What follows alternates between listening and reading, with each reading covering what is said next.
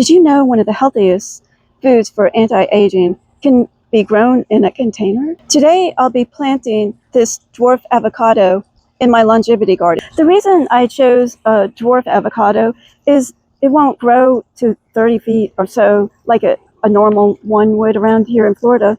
I chose containers because they can be moved around. They're easy to weed. When choosing a container, be sure that it has the proper drainage.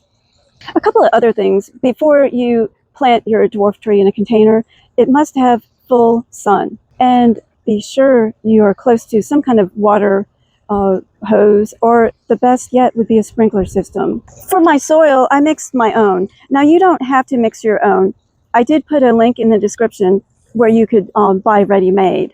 What I did to make my soil is I added perlite, peat moss, some sand, and compost. And I mixed it all in. And I also added this organic fertilizer just for avocado trees and other tropical trees. And I will put a link in the description for you if you are interested in that.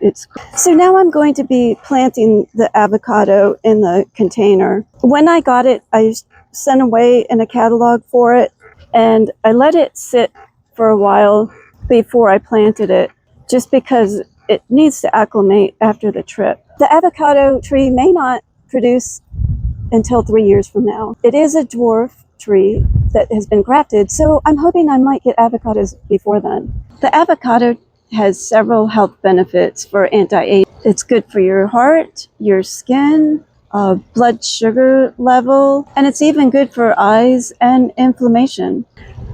So that's a lot of health benefits. That's why I decided to add this avocado tree to my longevity garden. I'll be adding a lot of fruit and vegetable plants to my longevity garden, and each time I'll tell you what benefits you can get out of them once they produce. So be sure you click on the subscribe button